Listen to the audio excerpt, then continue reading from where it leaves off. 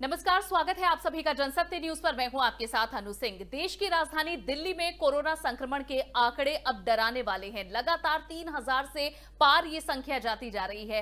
न सिर्फ दिल्ली के लिए बल्कि पूरे देश के लिए अब ये चिंता का विषय बनता जा रहा है। जहां पूरे देश के आंकड़ों की बात की जाए तो तकरीबन 24% संक्रमितों की भूमिका दिल्ली की तरफ से पूरे देश के आंकड़ों में है और मरने वालों में संख्या 25% है। ऐसे में दिल्ली में किस तरह से व्यवस्था को संभाला जा रहा है, क्या है भविष्य की तैयारी, इस पर बात करने के लिए हमारे साथ दिल्ली में दक्षिणी दिल्ली हौज खास के एसडीएम कपिल चौधरी जी हमारे साथ जुड़े हैं। कपिल जी, आपका बहुत बहुत स्वागत है जनसत्य न्यूज पर।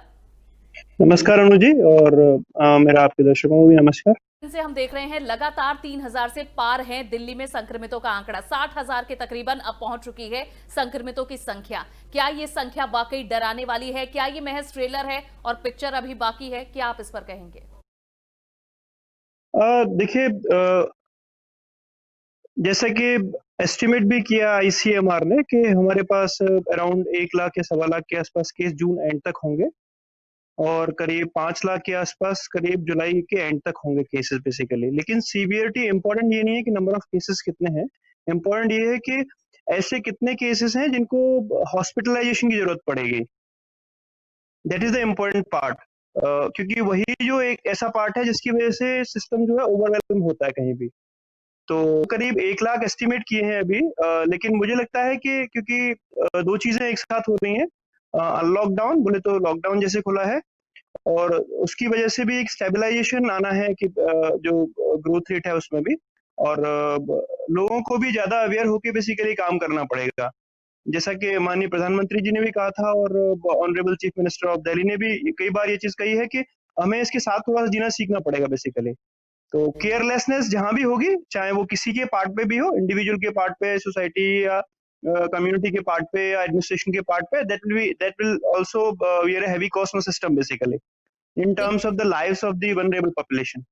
एग्जैक्टली, केयरलेसनेस होगी तो उसके बाद उसका असर पड़ेगा लोगों की सेहत पर और उससे ज्यादा पड़ेगा प्रशासन की तैयारियों पर। मैं अस्पतालों पर अगर आऊं कपिल जी, सबसे पहले तो अस्पतालों के हाल बुरे हैं। जो लोग अपनी दर्द, अपनी व्यथा को सुना रहे हैं, वो कह रहे हैं कि वो देखते हैं कि बेड की अवेलेबिलिटी दिखाते हैं लेकिन जब जाते हैं बेड अवेलेबल नहीं है। आप, मुझे पता है कि आप इसके बाद कहेंगे कि शायद अब और भी ज्यादा लोगों के कोऑर्डिनेशन के लिए वहां पर लोग बैठाए जा रहे हैं, उसके बावजूद ये व्यवस्था है। हो सकता है प्रशासन अपनी तरफ से तैयारी कर रहा है लेकिन लूप होल है, बेड नहीं है, प्रॉपर इंफॉर्मेशन नहीं मिल रही है मरीजों की। इसके लिए क्या किया जा रहा है? देखिए, जितने भी कोविड हॉस्पिटल्स हैं या कोविड वार्ड्स हैं, वहाँ पे दिल्ली सरकार ने एक हेल्प डेस्क बनाया है। उस हेल्प डेस्क पे जाके कोई भी कोरोना पॉजिटिव पेशेंट है या कोई भी उसके जो घर वाले हैं, जाके वो इंफॉर्मेशन प्राप्त कर सकते हैं कि कितने जो वैकेंट बेड्स हैं अवेलेबल है उस पार्टिकुलर हॉस्पिटल में। दूसरा ये भी इंफॉर्मेशन है कि किस रेट से बेसिकली वो बेड्स पे फैसिलिटी अवेलेबल है, क्या रेट्स है वेरियस काइंड ऑफ फैसिलिटीज की। और एक वहाँ हेल्प डेस्क ऑफिसर बनाए गए हैं जो सीनियर नर्सिंग ऑफिसर हैं, जो उन हॉस्पिटल्स में दिल्ली गवर्नमेंट की तरफ से बैठ रहे हैं। और जैसा आपने कहा कि मिस इन्फॉर्मेशन, वो मिस इन्फॉर्मेशन आज की डेट पे नहीं है, क्योंकि हमने बेसिकली एक डिस्प्ले बोर्ड भी लगाया है। वो डे टू डे बेसिस पे रिपोर्ट कर रहे हैं और डे टू डे बेसिस पे हमें availability of beds in various hospitals की जो पोजीशन है वो पता चल रही है। सरकार को भी और लोगों को भी जानकारी के लिए बाहर जो है डिस्प्ले किया गया है।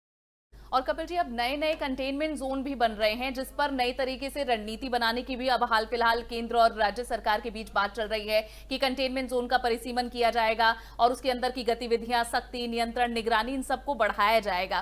तो इसे लेकर क्या बदलाव हम देखेंगे और इसकी जरूरत क्यों पड़ रही है? जो पहले कंटेनमेंट जोन के लिए गाइडलाइन थी, आखिर वो किस तरह से नाकाफी दिख रही है? देखिए, दिल्ली में साउथ दिल्ली डिस्ट्रिक्ट ने एक एक्सेस टू कोरोना ऐप शुरू किया था। वी आर द डिस्ट्रिक्ट वो स्टार्ट दिस ऐप, जिसको अभी सभी दिल्ली के डिस्ट्रिक्टों में बेसिकली लॉन्च कर दिया गया है। वो बेसिकली क्या है कि सर्वे करने के लिए हमने एक ऐप डेवलप किया था कि कितने सिम्टोमेटिक केसेस हैं, क्या सीवियरिटी है, क्या उनका ओवरऑल सिम्टम्स है, उनका एक पोजीशन हमें यूनिवर्सल लेवल पे आपका कंटेनमेंट के अंदर पता चल पा रहा था, जिसको अभी एमएचए ने भी गाइडलाइंस के थ्रू बोला है कि सभी डिस्ट्रिक्ट्स में अप्लाई होगा और हर 7 दिन के गैप पे बेसिकली बहुत इंटेंसिव सर्वे किए जाएंगे हर कंटेनमेंट एरिया में। उसके लिए टीम्स भी इंटेंसिफाई कर दी गई हैं, एमसीडी की टीम्स भी लगाई हुई हैं, वॉलंटियर्स की टीम्स भी लगाई हुई हैं और एडमिनिस्ट्रेशन की टीम्स भी बेसिकली सर्वे कर रही हैं डे टू डे बेसिस पे। हर दिन मॉनिटरिंग हो रही है उन कंटेनमेंट एरियाज की। सेकंड जो स्टेप लिया गया है वो ये है कि टेस्टिंग जो है रेगुलरली कर रहे हैं हम। कंटेनमेंट एरिया में जो भी सिम्टोमेटिक केसेस हैं, in addition to the symptomatic cases we also made announcement कि अगर किसी को इसके बाद भी कोई सिम्टम है, कोई खराश है गले में, कोई खांसी वगैरह का इश्यू है, कोई अगर और कोई सिम्टम उसको लगता है कि कोरोना से रिलेटेड है, तो वो लोग भी आके हमारे जो टेस्टिंग जो फैसिलिटीज हैं, जो फ्री ऑफ कॉस्ट दिल्ली सरकार और भारत सरकार की तरफ से बेसिकली अवेलेबल कराई गई हैं जनता के लिए, उसको अवेलेबल कराया जा रहा है उनके नियरेस्ट साइट पे। इसके अलावा कपिल जी ये भी कहा जा रहा है कि कांटेक्ट ट्रेसिंग के लिए अब और भी ज्यादा काम किया जाएगा। हालांकि इससे पहले सरकार ये कहती रही है कि कम्युनिटी ट्रांसमिशन नहीं हुआ है, जिसके हालांकि इसका दूसरा पहलू ये हुआ कि कांटेक्ट ट्रेसिंग आसानी से हो पा रही है, जो लोग अफेक्टेड हुए हैं कि उनके कांटेक्ट में कौन कौन आए थे। लेकिन अब कहा जा रहा है कि उस पर और ज्यादा काम किया जाएगा कांटेक्ट ट्रेसिंग के लिए। तो कैसे ये सुनिश्चित किया जाएगा कि जो लोग अफेक्टेड हैं उनके साथ किसकी मुलाकात हुई है या कौन कौन उनके साथ रहे हैं? तो ये कांटेक्ट ट्रेसिंग के लिए क्या नया एक फॉर्मूला होगा?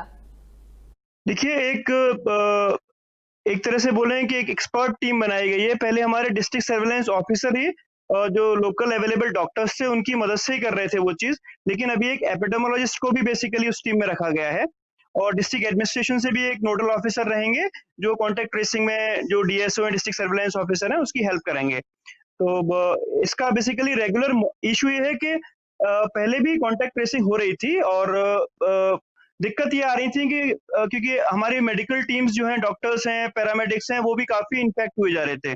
तो बार-बार क्वारंटाइन हो जा रही थी टीम्स, तो अभी क्या है कि स्ट्रेंथनिंग करने के लिए या कैपेसिटी ऑगमेंट करने के लिए बेसिकली एफर्ट लगाए जा रहे हैं काफ़ी।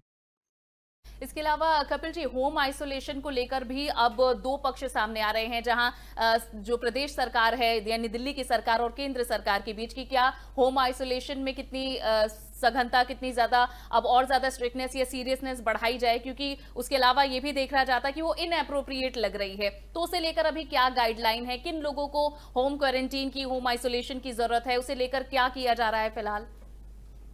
होम आइसोलेशन या होम क्वारंटीन में बेसिकली फिर से मैं बोलूं कि साउथ डिस्ट्रिक्ट ने एक ऐप बनाया था, होम क्वारंटीन ऐप। तो उसमें बेसिकली हम एक ट्रैकर जो है ऑन करते थे, लोकेशन ट्रैकर होता था फोन का, और पेशेंट्स को बार बार कॉल करते थे, जिससे उसकी मतलब वो अपना डेटा कार्ड भी ऑन रखेगा और बार बार उससे टेलीफोनिकली पूछते थे उसकी हेल्थ की सिचुएशन क्या है और वो एग्जैक्टली कहाँ लोकेटेड है। तो उसके लिए अलग से टीम काम करती थी, वो भी हमने यूनिवर्सल लेवल पे दिल्ली में बेसिकली इम्प्लीमेंट हुआ है। और सेकेंडली होम आइसोलेशन की जो बात कर रही है, सबसे इम्पोर्टेंट चीज ये है कि होम आइसोलेशन उन्हीं पेशेंट्स को दिया जाएगा जिनके घर में एटलीस्ट 2 रूम्स हैं। ये सेपरेट लेट बाथ की फैसिलिटी अवेलेबल है, जिससे कि इन्फेक्शन जो है अदर फैमिली मेंबर्स में ट्रांसफर ना हो। दिक्कत ये है कि जो कंजेस्टेड एरियाज हैं या जहाँ डेंसिटी ऑफ पॉपुलेशन बहुत ज्यादा है, वहाँ पे एक ही कमरे में आप देखेंगे कहीं कहीं 10-10, 8-8, 9 लोग, 7-7 लोग रह रहे हैं। तो ये एक चैलेंजिंग है उनके लिए। इंस्टीट्यूशनल आइसोलेशन या हॉस्पिटलाइजेशन की कोई रिक्वायरमेंट है किसी सीवियर केस में, तो वो की जाएगी। कपिल जी, ये भी आपसे जानना चाहेंगे कि जो अब आंकड़े आ रहे हैं और उसके अनुसार अस्पतालों की क्षमता और उसमें जो बेड की अवेलेबिलिटी है और वेंटिलेटर की जो सुविधा है, इसे देखते हुए फिलहाल दिल्ली कहां स्टैंड करती है और भविष्य को देखते हुए क्या तैयारी की जा रही है फिलहाल? दिल्ली जून एंड तक मुझे लगता है 30,000 से ऊपर ही बेड अवेलेबल करा लेगी, जो कि 1 लाख केस के लिए 1/3 के आसपास हो जाता है रेशियो सीवियरिटी ऑफ केस को बेसिकली टैकल करने के लिए। तो that is enough as per our calculation in the as per our forecast. In terms of the July issue, the total number of cases will be 5 lakh around, so 1 lakh will be 1 lakh beds will be arranged for hospitalized cases, I think, जिनमें से 10,000 beds जो है हमारा south district ही arrange कर रहा है। ठीक। और इसके अलावा टेस्टिंग पर बहुत ज्यादा फोकस अब किया जा रहा है, बहुत ज्यादा अब उस पर ध्यान दिया जा रहा है। तो किस तरह से टेस्टिंग, ट्रैकिंग और ये कैसे आगे बढ़ रही है? पहले कहा गया था, ये भी सुना कि अब घर घर पर टेस्टिंग की सुविधा अवेलेबल रहेगी, तो कहां पर कौन लोग जाकर टेस्ट करा सकते हैं और जो इसकी तय कीमत है, और साथ ही जो कोविड के इलाज की तय कीमत, उस पर कैप लगाना। हालांकि लोगों की शिकायत यह है कि प्राइवेट हॉस्पिटल में बेतहाशा पैसों की वसूली की जा रही है, लोगों की जो मजबूरी है उसका फायदा उठाया जा रहा है। तो सरकार इन पहलुओं पर क्या कर रही है?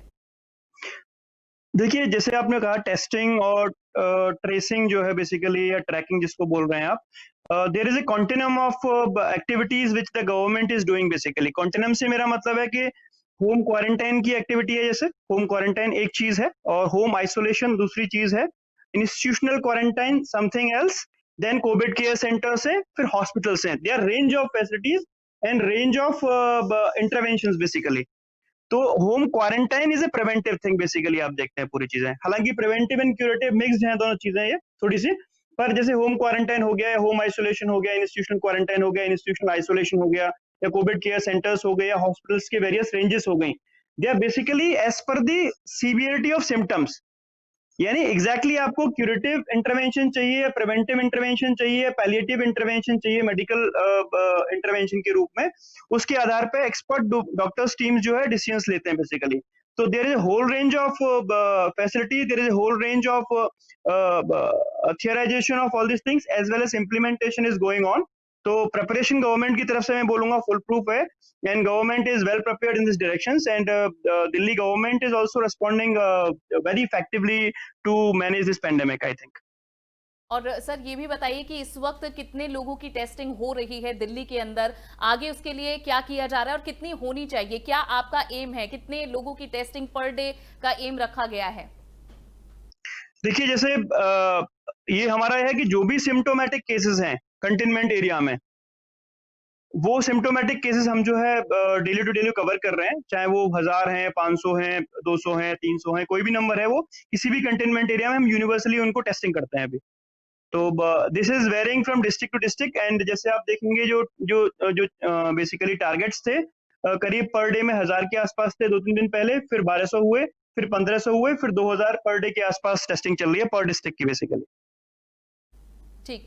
कपिल जी, इसके अलावा मैं आपके क्षेत्र की बात करूं, हौज खास की, तो वहां की स्थिति कैसी है? एक समय पर वहां भी बहुत ज्यादा केसेस आए थे और वहां पर भी कंटेनमेंट जोन बनाया गया, तो अभी क्या स्थिति है वहां, आप कैसे हैंडल कर रहे हैं सिचुएशन को?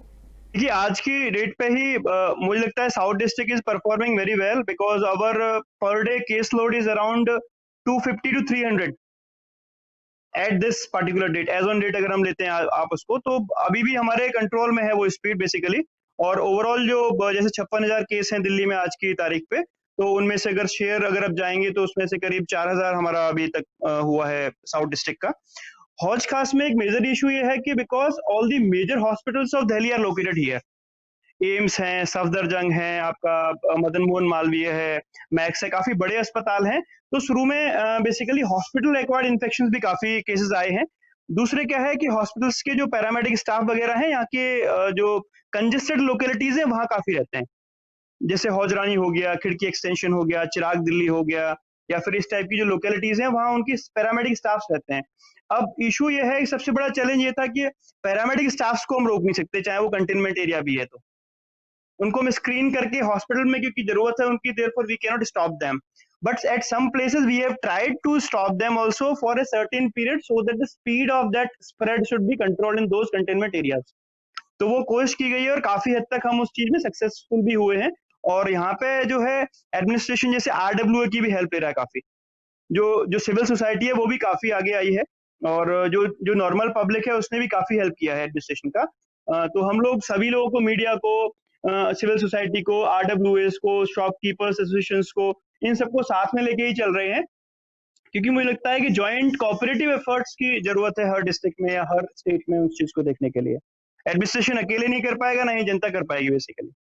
तालमेल बैठाना और एक यूनिट की तरह काम करना बहुत जरूरी है, और आप उसके बारे में बता भी रहे हैं। ऐसे में जो इसेंशियल सर्विसेज में, जो मेडिकल फील्ड में लोग जुड़े हुए हैं, न सिर्फ डॉक्टर नर्सेज, उसके अलावा भी जो अदर स्टाफ है, उनका संक्रमण से बचना, इसके अलावा और भी जो इसेंशियल सर्विसेज में लोग जुड़े हैं, उनका इस संक्रमण से बचना बहुत जरूरी है, क्योंकि वो हमें आगे सर्विस प्रोवाइड कराते रहे। तो उसके लिए क्या खास ध्यान दिया जा रहा है, क्योंकि अब संक्रमण भी बढ़ रहा है?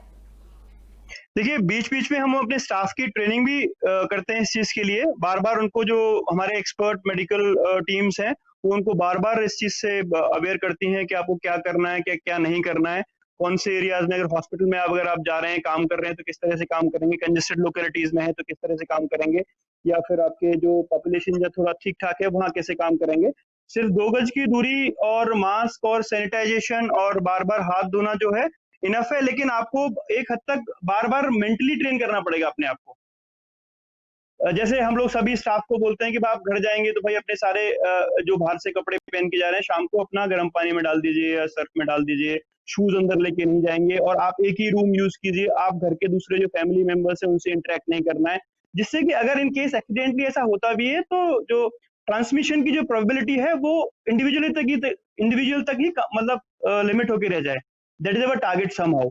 एंड बिकॉज क्योंकि severity of the symptoms are not applicable for all age groups and all kind of cases. मेरा मतलब है जो कोमोर्बिडिटीज हैं उनके लिए ज्यादा इश्यूज हैं, और एज जो पॉपुलेशन है उसके लिए इशू है, और आपका जैसे बच्चे हैं जो 10 साल से नीचे उनके लिए इशू है।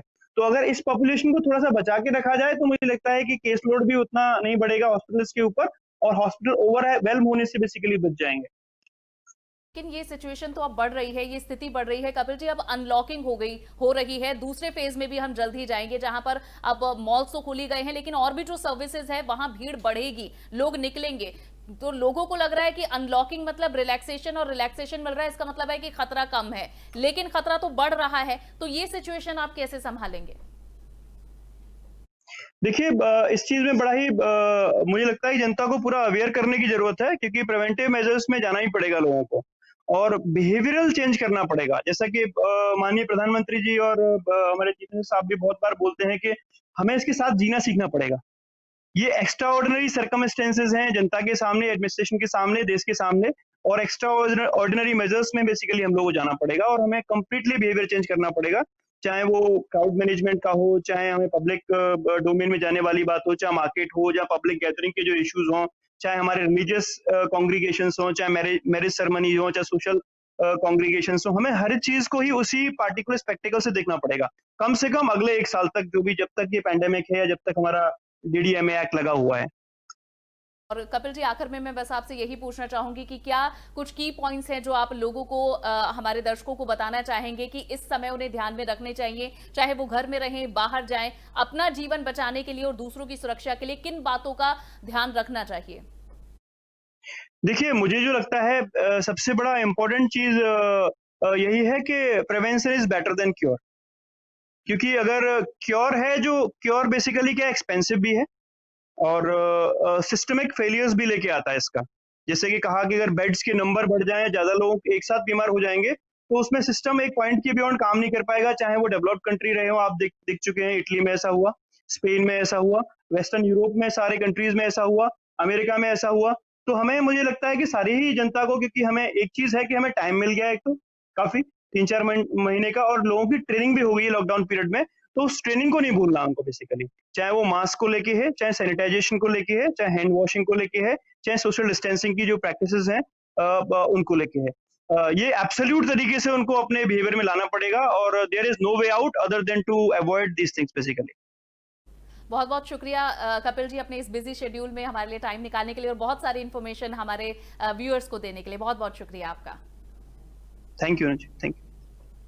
तो ये थे दक्षिणी दिल्ली हौज खास के एसडीएम कपिल जी, जिन्होंने बताया कि जो हमारी ट्रेनिंग हुई है लॉकडाउन के समय, अब उसे भूलना नहीं है, बल्कि लंबे समय तक इसके साथ जीना है। तो इस ट्रेनिंग को याद रखना है, इसेंशियल जो काम है उनका ध्यान रखना है, जो प्रिकॉशन है उसे लेकर चलना है, तभी इस संक्रमण से मुक्ति पा पाएंगे। फिलहाल के लिए बस इतना ही। ये वीडियो, ये बातचीत आपको पसंद आई हो तो इसे लाइक और शेयर जरूर करें। हमारे चैनल को सब्सक्राइब करना ना भूलें। नमस्कार।